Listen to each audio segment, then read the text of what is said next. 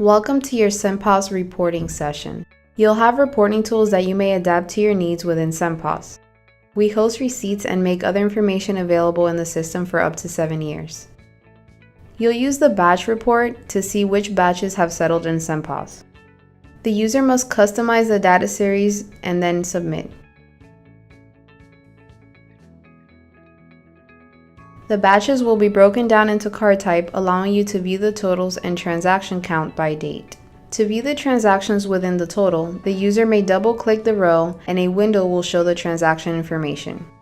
Batches may be grouped using the Group by Payment Type button. Once the window has opened, select or deselect the payment type options and close the window.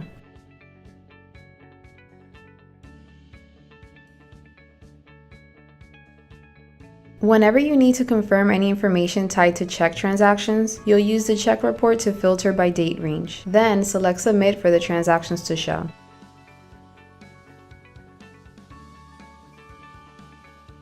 The dynamic search field may be used to filter through the transactions, typing in the customer name, last four of the check number, last four digits of the account, amount, or invoice number. Once the transaction is found, double-click its row to either pull up the invoice for email or printing, see the image of a scanned check front and back, or lastly to print an authorization form for the customer and your records.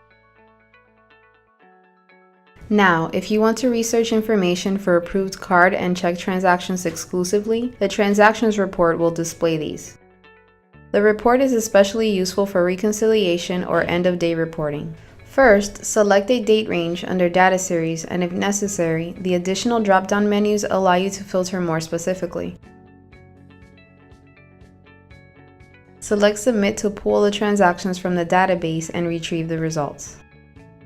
The grand total will show on the bottom right-hand corner based on the selected data series. Right above, it will show the funds broken down by card type, or you could change it to show a breakdown by transaction type using the Order By drop-down menu. Transactions also has two graphs, one showing the funds processed by user, and the other graph shows the funds processed for specific card types. Here, the same options are available as in Reprint in regards to exporting transactions and customizing the fields. After retrieving the data, you may select the Filter Cashiers button. Here, the arrows may be used to pick and choose which users you want to filter for the data shown. Once you have made your selection, you may close the window and the report will refresh to show only the data for the users you chose. Finally, a detailed or summary report can be printed by using the icons on the bottom right-hand corner of the screen.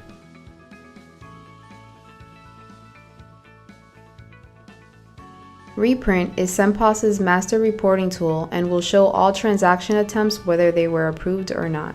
This feature will allow you to review previous transactions, pull up receipts, and print or email them as necessary. First, you'll select a date range under Data Series. If necessary, the drop-down menus may be used to filter more specifically. Voided transactions or partial reversals may be filtered under Transaction Type. Select Submit to retrieve the transactions. The dynamic search field may be used to filter through the transactions, typing in the last four digits, customer name, invoice number, or any other information tied to the transaction. Once the data shows, double-click the transaction to pull up the stored receipt,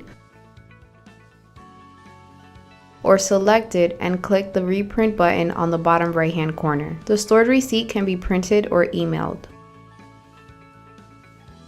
The transaction data can be printed, copied onto a spreadsheet program, and you can control which columns of the data appear by selecting the corresponding icon.